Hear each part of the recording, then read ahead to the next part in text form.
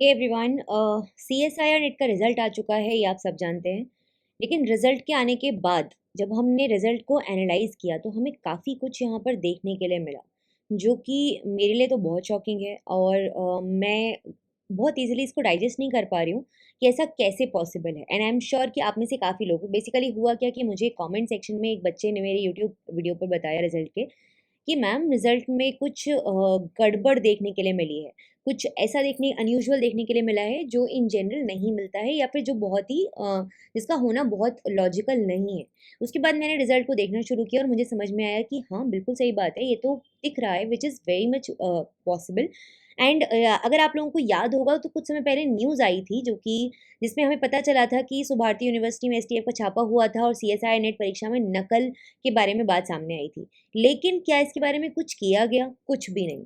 And NEET के paper में cheating हुई, या फिर कुछ और पेपर्स में जब हमें पता चला कि जहाँ पर चीटिंग हुई या पेपर लीक हुआ, तो वहाँ पर पेपर को दोबारा कंडक्ट करवाया गया, जैसे कि यूजीसी के केस में। पर सीएसआईआर के केस में ना ही किसी ने कोई एक्शन लिया, बस ये एक बात सामने आई और बात उसके बाद में खत्म हो गई।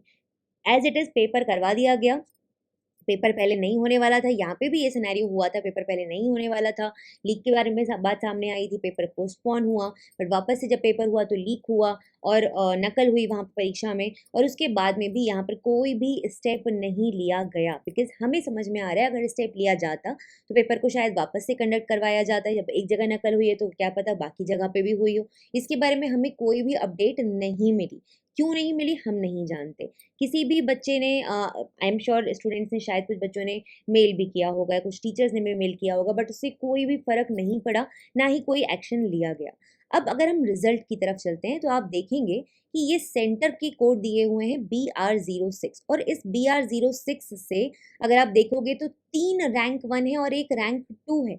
ऐसा कैसे पॉसिबल है कि एक ही पर्टिकुलर एरिया में या एक ही पर्टिकुलर जगह से अ, इतने रैंक वाले बच्चों का सिलेक्शन हो जाए और बाकी पूरे इंडिया में बाकी जगह से ना हो, या इक्का दुक्का बाकी कहीं और से हो। This is quite shocking for me. I am sure कि आप लोगों के लिए भी होगा ये शॉकिंग। और यही नहीं, अगर आप बाकी के सेंटर्स को भी ध्यान से देखने की कोशिश करेंगे तो आपको समझ में आएगा, there are a lot of centers जहाँ पर एक-एक सेंटर या एक-एक जगह से बहुत सारे रैंकर्स जो हैं, या बहुत सारे रैंकर्स निकल के आए हैं, बहुत सारे बच्चों का सिलेक्शन हुआ है। ठीक है? तो अगर आप इस रिज़ल्ट को वापस से, मैं आपके सामने और ज़्यादा डिटेल यहाँ पर नहीं दे रही हूँ, रीज़न मीन, जैसे फॉर एग्ज़ाम्पल अगर आप यहीं देखें KL12 से कितने सारे यहाँ से लेके और पूरा यहाँ तक का जो हिस्सा है, ये KL12 से भरा हुआ है। इतने सारे बच्चों का एक ही जगह से सिलेक्शन हुआ है। सिमिलरली अगर आप चलेंगे और किसी सेंटर की तरफ तो भी आपको सेम सिनेरियो समझ में आएगा। तो अगर हम जैसे पीबी अगर हम देखें, पीबी 04 से अगर आप देखते हैं तो यहाँ से लेके यहाँ तक इतने सारे बच्चों का पीबी 04 से ही सिलेक्शन हो जा रहा है। तो ऐसा कैसे पॉसिबल है, and that too with a very good ranks, मतलब अंडर टॉप 100 के अंदर उनके रैंक्स आ रहे हैं। फिफ्थ रैंकर वापस से आप देखो, यहाँ देखो फिफ्थ रैंकर देखो, यहाँ देखोगे अगर आप फिफ्थ रैंकर दिखाई देगा आपको, 8th रैंकर दिखाई देगा, 12th रैंकर दिखाई देगा। ठीक है, वापस से तो ये कैसे पॉसिबल है? 13th रैंकर, एक ही जगह से इतने सारे अच्छे रैंक्स का आना, ये बहुत ही मुझे लगता है एक सोचने वाली बात है। देखिए देखिए जिनका सिलेक्शन हो गया है, आई एम श्योर कि वो इस चीज़ को नहीं चाहेंगे एक्सेप्ट करना कि कुछ गलत हुआ, क्योंकि वो अपनी मेहनत से जिनका सिलेक्शन हुआ है वो तो बहुत सिंपल बात है, उन बच्चों के साथ तो लाइक अगर आपका सिलेक्शन हो गया है आप एक बहुत अच्छे ज़ोन में, बट आपका सिलेक्शन अगर नहीं हुआ है, क्योंकि मेजॉरिटी बच्चों का तो नहीं होता है, 4-5 बच्चों का सिलेक्शन यहाँ पर हो रहा होता है, बाकी बच्चों का सिलेक्शन नहीं हो रहा होता है। तो जिनका नहीं हो रहा है, हम उनके बारे में बात करें, प्लस जिनका हो रहा है और उनकी रैंक उतनी अच्छी नहीं आ रही है, हम उनके बारे में भी बात कर रहे हैं।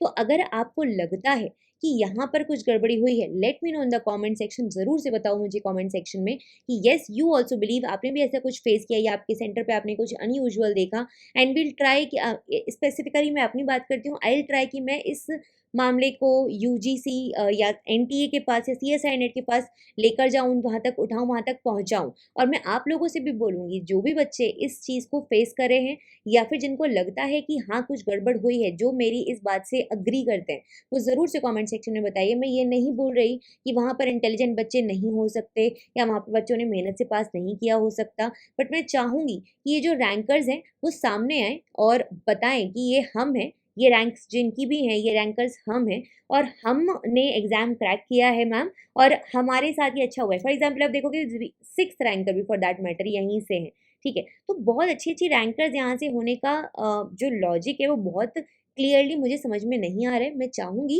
कि ये 4 बच्चे तो एटलीस्ट सामने आएँ और हमें बताएँ कि ये बच्चे हैं, इन्होंने यहाँ से पढ़ाई की है या खुद से पढ़ाई की है और वो समझ में आ जाता है कि कितना मेहनत से बच्चे ने पढ़ाई की है और उसके बाद में उस एग्ज़ाम उसने क्रैक किया है। तो ये एक बात है जो मैं आपके सामने लाना चाहती थी बिकॉज़ ये एक चीज़ है जो मुझ तक एक बच्चे ने पहुँचाई क्योंकि शायद उसने कुछ अनयूजुअल देखा होगा और उसके बाद ही आप अभी भी जाके मेरे यूट्यूब वीडियो के कमेंट सेक्शन में देख सकते हैं, उस बच्चे का कमेंट पड़ा हुआ है। तो उससे समझ में आता है कि शायद यहाँ पर कुछ गड़बड़ हुई है जो हमें नहीं पता, जिससे हम अनजान हैं और ये अगर हुआ है तो ये बहुत ही गलत है अपने आप में। ऐसे बच्चे जो बहुत मेहनत करके आगे बढ़ते हैं या जो वाक़ई डिज़र्व करते हैं, उनके साथ ये बहुत-बहुत ज़्यादा गलत हुआ है। तो इसके बारे में आप क्या कहना चाहते हैं? ज़रूर से मुझे कमेंट सेक्शन में बताइए। मैं मिलती हूँ आप लोगों को नेक्स्ट वीडियो में, तब तक के लिए take care everyone, bye bye.